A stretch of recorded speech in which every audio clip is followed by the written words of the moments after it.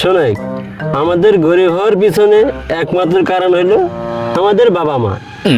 এরা আমাদের জন্মের সাথে সাথে গরিব বানিয়ে দিছে। এখন জিজ্ঞেস কর কেমনে? কিভাবে? এই যে আমাকে জন্মের পরে নাম রাখছে, এই নামই তো গরিব। এই নামেই আমরা গরিব হয়ে গেছি। এই যে ওর নাম আবুল, জীবনে হনছ আবুল নামে কারো কোটি কোটি টাকা আছে, এই আমরা নামেই তো গরিব হয়ে গেছি।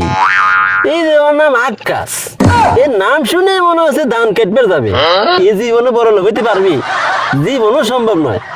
এই যে দেখ আমার নাম কাশেম, এই নাম শুনে মনে হয় হকার। এর কাম হলো হাটে হাটে কাশের উপরে বিক্রি করা। এই জীবনে বড় লোক হতে পারবে? জীবনও নয়। তাহলে কি বুঝলি? আমাদের বাপ মা আমাদের নাম রেখেই গরিব বানাইছে, তাহলে আমরা কি বড় লোক হতে পারবো? এই যে দেখ নাম স্টিভ জবস, এর নাম শুনে মনে হয় কি নাকি বানিয়ে ফেলে দিবে। তারপর ইলন মাস্ক, এর নাম শুনে মনে হয় এই পৃথিবীর 1 নম্বর ধনী।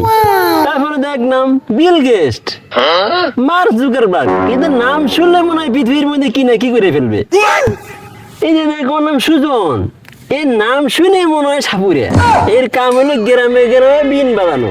এই কি করে বড় লোক হবে? এই নামই তো গরিব। ইলন মাস্ক, মার্ক জুকারবার্গ, এদের নামই অন্যরকম। এই যে আমাদের নাম দেখ আকাশ, সুজন, কাশিম, এই নাম শুনে মনে হয় একটা ধান কেটবে যাবে, সাপুরিয়া মলম বিক্রি করতে যাবে। তার নামেই তো গরিব হয়ে গেছি। পোলাপান হওয়ার সাথে সাথে এমন নাম রাখতে হবে, নাম শুনে মনে হয় পৃথিবী উল্টে ফেলে দিবে।